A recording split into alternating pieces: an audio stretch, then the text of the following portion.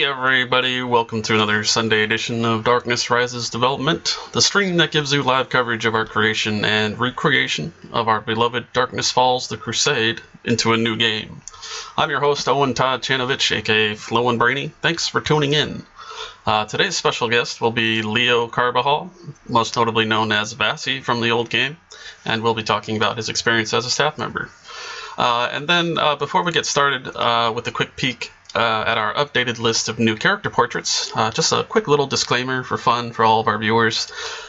This is a reminder, Darkness Rises is a hobby. Our small team of developers are passionate about making this game a reality, and we assume no financial benefit from creating it, at least not yet. If there are any continued concerns about the legality of this project, you are encouraged to email me at owen.darknessrises@gmail.com. Again, that's owen.darknessrises@gmail.com. We are all humble human beings simply working with an amazing community to bring back a treasured game. So please, EA, if you're watching, don't sue us for an exorbitant amount of money and then use the proceeds to do something like make 3D models for the people in the stands for your next FIFA soccer game. Thank you so much. Anyway, quick shout out to our followers Beachy PS and Johnny D703. Thanks for joining, guys. Welcome. And for those of you who missed out on some of the portraits from the last couple of days, we'll show these here. And here we go. We currently have the trolls, half-elves, ogres, killinese, goblins, gnomes, and the male kobold.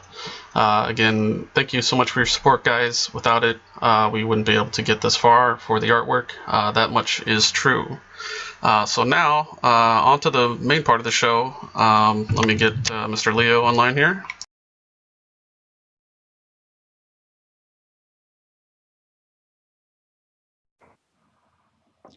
Howdy, howdy. Hey. This is Mr. Leo Carbajal, primarily known as Vassi. Welcome to the program, and thanks for joining us. Thank you for having me. My pleasure. So, guys, for those of you listening, let me just quickly preface this and say that I'm sure a lot of us want to hear about certain things, possibly Syra or Syra, as I actually say it to myself. But rest assured, we'll get to that topic soon in the program here. But for now, let's stick with Darkness Falls. Okay, good.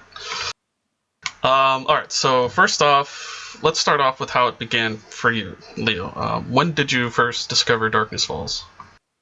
That's an interesting question. It started with Quake.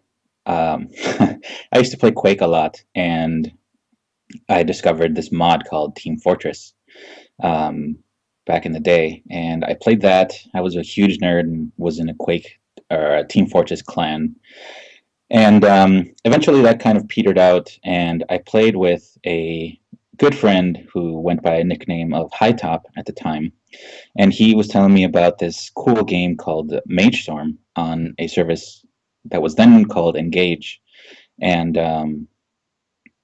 then of course Engage moved or became GameStorm, I think. Something happened, and that Mage Storm ended up moving over there, and then while I was there, I ended up dabbling in this little game called Darkness Falls. So I played that for quite a bit. That was when Melisana was the GM there, and I ended up staffing. I never got past Guide in that game, but I really loved it. I fell in love, and I didn't really ever make it past level 20, as I recall, but I was just in love with that game, and eventually it became DFC, and I moved over there and made a character in Good. Boo, Good. Yeah, and that's the cliff notes. Cool. So after I did that, it ended up happening that High Top, my friend, was actually Taz, Mythic Taz, and he introduced me to the GM then, and that's how I started as a staff member as well. Oh wow, very interesting. So did you know them all personally on the staff team, or was it just your friend? Yeah, he was just a dude I gamed with, really. Like like other people that you game with online, you do develop a friendship of some kind, but I never really knew him like personally. Like we never talked family or life's woes or anything. I was also a relatively young man at the time, so um, but yes, he knew that I was interested and um, got me in touch, and I started from the bottom. Gotcha. So, what was it that you were interested about in becoming a staff member? So um, I really love the people, man. Like seriously, no, I really liked doing events and stuff. I really liked making things happen. My favorite part of Darkness Falls has always been, um, well, the thing that we're here for right now. Like after it's been over 12 years, and we're all still relatively interested in kind of the political and shenanigans that happened. And that is also true as a player. Like I just loved the for lack of a better term, I just love the drama and the relationships that kind of develop in the game. So as a result of that, I always wanted to do like events and just things that would engage people and have people talking. So that's kind of where I started. Gotcha. And then, so what was your experience when you first joined the staff team? And then, what was it like working with the other members on the staff team throughout your career? Yeah, so I didn't really know what to expect. It's actually funny when I became a staff member. Felicia was just on her way out as GM, and she was being replaced by Zavinris. And the first thing I did the first thing that happened when I met or when I became a staff member was to learn that Felicia was still very much around. Um, she was just not visible for a couple months after the official transition. Um, so it was interesting kind of to learn just right away. I was introduced to how names changed, but the people behind them never really did a lot, and I think we all know that now.